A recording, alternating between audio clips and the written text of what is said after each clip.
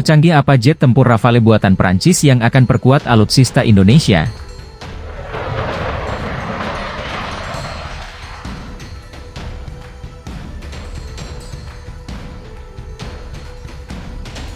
Kesepakatan untuk membeli sejumlah pesawat jet tempur Rafale dari Prancis merupakan langkah terbaru Kementerian Pertahanan dalam meremajakan alat utama sistem senjata, alutsista, Indonesia. Pembelian pertama jet tempur dari Prancis ini dilakukan Indonesia di tengah upaya merombak kekuatan alutsista udara yang menua, mencakup jet tempur F-16 buatan Amerika Serikat dan Su-27, Su-30 Sukhoi buatan Rusia. Pembelian itu diumumkan di tengah pengumuman Kementerian Luar Negeri Amerika Serikat yang telah menyepakati kemungkinan penjualan pesawat F-15ID dan perlengkapan terkait senilai As-13, 9 miliar, 200 triliun rupiah, kata Pentagon Kamis, 10 Februari 2022. Menteri Pertahanan Prabowo Subianto telah berencana berbelanja alutsista dengan anggaran sekitar 1.760 triliun rupiah hingga 2024. Menurut pengamat pertahanan, pembelian pesawat-pesawat itu dilakukan ketika Indonesia sedang berusaha memperkuat pertahanannya untuk meningkatkan posisi tawar di kawasan Asia Pasifik. Menteri Urusan Angkatan Bersenjata Prancis, Florence Parly mengatakan setelah bertemu Prabowo di Jakarta bahwa kemitraan strategis akan meningkatkan hubungan pertahanan kedua negara. Demikian dilansir dari BBC, Kamis, 12 Januari 2023. Parly juga mengatakan Indonesia adalah negara kedua di kawasan Pasifik setelah India yang membeli jet dari Dassault Aviation. Apa istimewanya jet tempur Rafale? Rafale adalah jet tempur yang diproduksi oleh perusahaan Prancis Dassault Aviation. Pesawat yang memiliki mesin kembar ini dirancang sebagai pesawat serbaguna yang dapat menjalankan berbagai misi atau omnirole.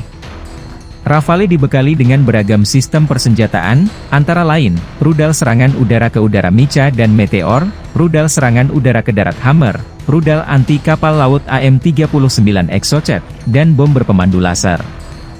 Lalu, meriam internal 30 mm dengan kemampuan 2.500 putaran per menit. Jet tempur ini juga mampu menampung senjata hingga 9 ton. Kecepatan maksimalnya mencapai 1.384 km per jam, dengan kemampuan untuk membawa banyak jenis senjata dan sistem misi yang canggih. Rafale disebut dapat melakukan serangan udara ke darat, serta serangan udara ke udara dan pencegatan pesawat musuh dalam satu misi. Kehadiran Rafale akan memperkuat postur pertahanan Indonesia di tengah keterbatasan alutsista dan anggaran, kata Hairul Fahmi, Direktur Institute for Security and Strategic Studies, ISES. Dalam kondisi keterbatasan kita ini menjadi penting, bisa digunakan untuk patroli, serangan spesifik, serangan kapal, ke darat, kemudian menghadapi pertempuran udara jarak dekat. Jadi banyak hal yang bisa dilakukan dan ini layak untuk kita miliki karena kita nggak mungkin belanja satu-satu, kondisi keuangan kita terbatas, katanya kepada BBC News Indonesia. Rafale bawa tantangan baru?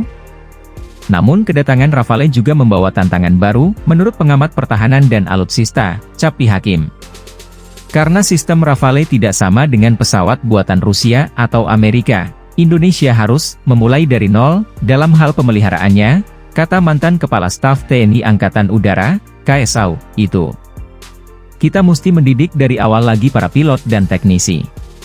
Kita harus menyiapkan laboratorium pemeliharaan untuk kalibrasi peralatan-peralatan elektronik yang super canggih itu dan sebagainya, ujarnya. Capi juga mengatakan bahwa jet tempur hanyalah satu bagian dalam sistem pertahanan udara.